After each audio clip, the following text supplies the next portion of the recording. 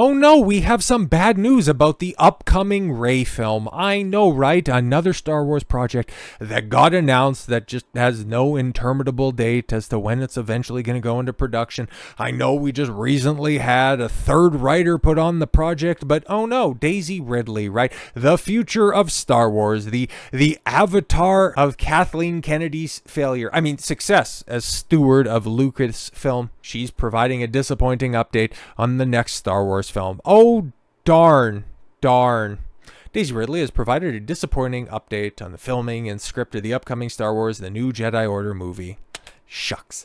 It's hard to believe that it's been 2 years since Daisy Ridley's return was announced at Star Wars Celebration 2023. And yeah, when she eventually takes the stage this April at Star Wars Celebration 2025 to go, hey guys, Rey's still happening. Rey's still the thing. You remember Rey? Oh, she was so great in those sequel movies that everybody still talks about to this very day for their quality and not for the fact that they eventually killed the greatest cinematic franchise in history. Since then, progress on director Sharmeen Obaid-Chinoy's finally a woman can take control of Star Wars movie has proceeded at a relatively slow pace, with screenwriter George Nolfi, recently signed up to produce the script. Yes, because Stephen Knight had other things to do. I'm going to make like a studio and, I don't know, work on something. We're going to make like a Peaky Blinders movie, I guess, maybe something like, I don't want to work on, like, Rey, are you serious? I'm not writing a script for that bitch. And the Screen Rant spoke exclusively to Daisy Ridley herself, who's currently doing the rounds promoting her new movie, Cleaner. Oh yeah, it's Die Hard with a chick. Oh, that shit's so cringe. Asked whether the new Jedi Order movie would be her next project. She indicated it's still some ways off at this moment. Oh my god. That's leading credibility to that rumor that Ryan Gosling is going to be joining Star Wars and that they're going to just try to inject some life into this franchise. Spoiler, it's not going to work. I don't think it'll be the next thing I go to production on because I'm supposed to be doing, oh no, it's not because I'm doing something next month very excitingly, so it's not the next thing production wise, but the script is being written and I'm very excited. Ridley later clarified these comments when speaking to Comic Book. Okay, I've not read the latest script. Oh no, but you were talking like years back about how you read the script and you're super excited for it, but I haven't read the latest script. But I know it's happening and I know the story, and I think what feels really good is that George is a phenomenal writer. He's really great. I think we're making sure that the story is the best way, the script is the best way to tell the story, and I think that's normally how you tell stories with the script, and I think it will be very worthwhile for everyone watching it, and I'll be very excited. Yeah. No, I'm going to be very excited too, just to see the box office numbers, because I ain't going to watch this shit. I haven't watched any of the sequel trilogy or any of the other films that came out during that time. Now through EFAP and through various other coverage, I have watched a vast majority of the Star Wars slop that has been put out on D+, and well, it's been very entertaining for a different reason. Like Ahsoka providing a ton of memes. It's rad. He Vadered. Like, that's all fantastic stuff. And just the Acolyte. How many times I have watched that coverage, and I'm very likely to be watching it again. Maybe when you guys are watching this, or at least over this weekend, like I'll probably watch it again, because it's comedy gold. Okay, and to just watch a company just drive a brand like Star Wars so in the ground, just something during my lifetime, okay, prior to the acquisition in 2012, just something that was synonymous with popularity, now just being a subcategory on a failing streaming service is so wild to think about. But we're here now. We're here where Star Wars can't put out a proper Star Wars movie, and that they got to put a goofy knockoff Boba Fett and little green fucker movie into the theaters before anything else to continue a proper Star Wars movie, where you're going to have James Mangold going way back in time. I don't want to be hamstrung by the canon of Star Wars. Meanwhile, I'm ostensibly going to be adapting a Star Wars novel that got decanonized, so it's totally fine if I bastardize everything. Yeah, I want to be doing something totally new, but we're going to set it 25,000 years in the past and call it Dawn of the Jedi. Oh, but what is there? There's an EU book called Dawn of the Jedi, set 25,000 years ago, about the formation and the first Jedi. Okay, cool. But Star Wars, man, like we talk about this time and time again. it's such a damaged brand operated by retards. Like there's no better way to put it. Like the people in charge of this stuff have a relative IQ. Like if you put 60 people in a room, that's probably how many IQ points are there to be distributed. These are dumb people.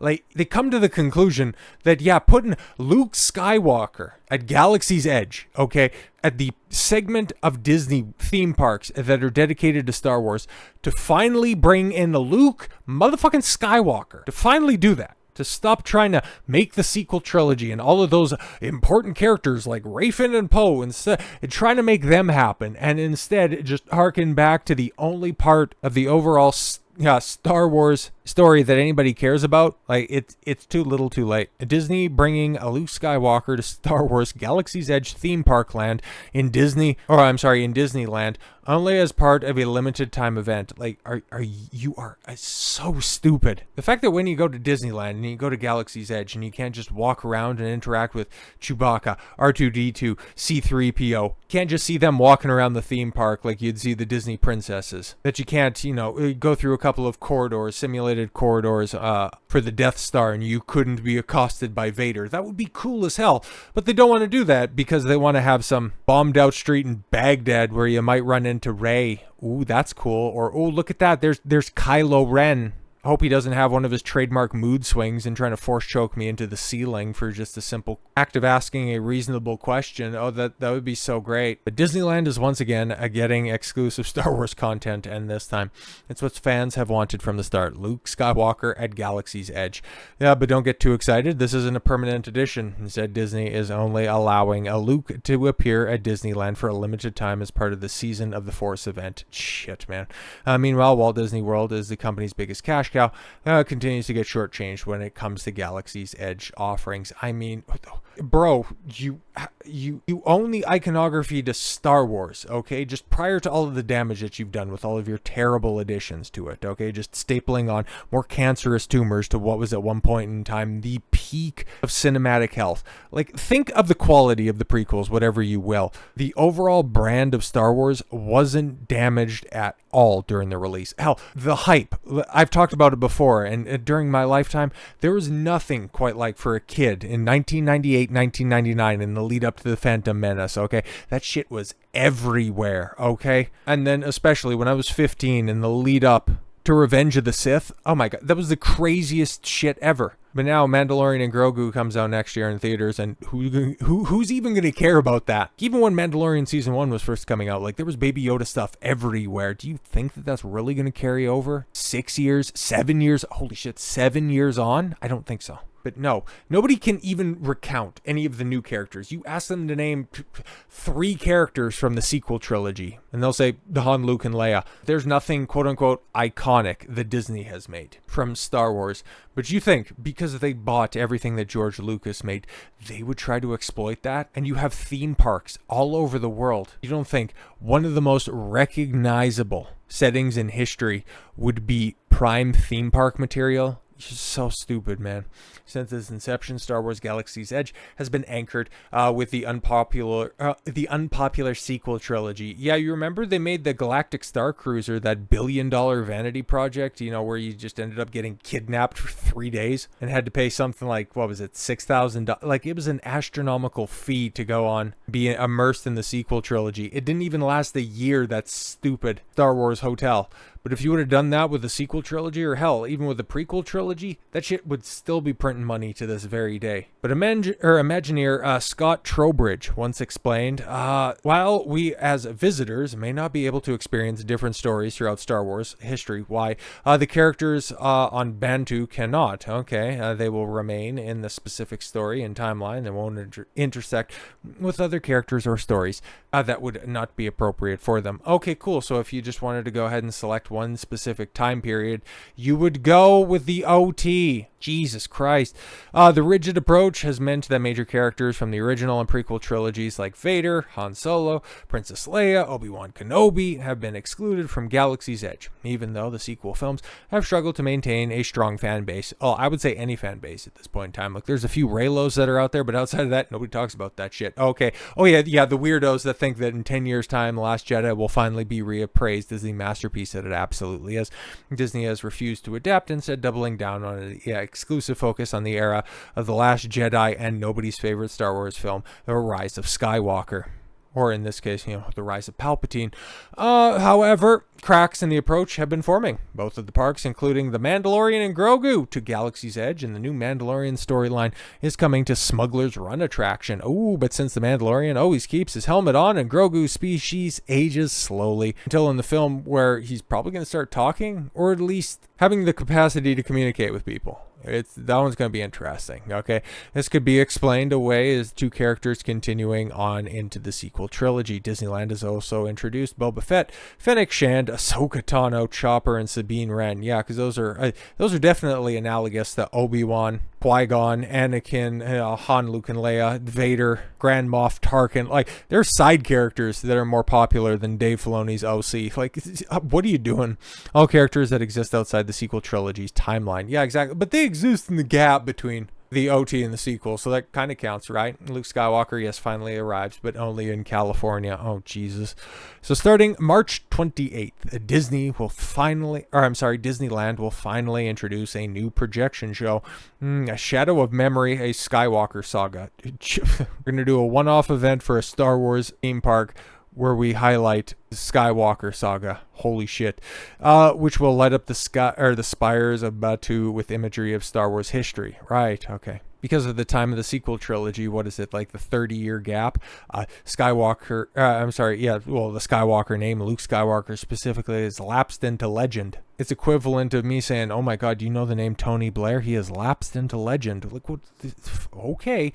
However, himself, talking about Luke Skywalker, as it has been heavily implied, will finally make an appearance at Galaxy's Edge. However, this is being billed as a temporary experience, meaning fans will have to scramble to Disneyland before Disney invariably removes what has arguably been the most requested Star Wars character from the land. Yeah. This follows a pattern where Disneyland gets Galaxy's Edge exclusives, while Walt Disney World gets nothing. As mentioned before, California has already seen appearances from Boba Fett, Fennec Shand, Ahsoka Tano, Hera's Syndulla. Okay, maybe that's Hera, because she's a part of the Rebels. Whatever, man.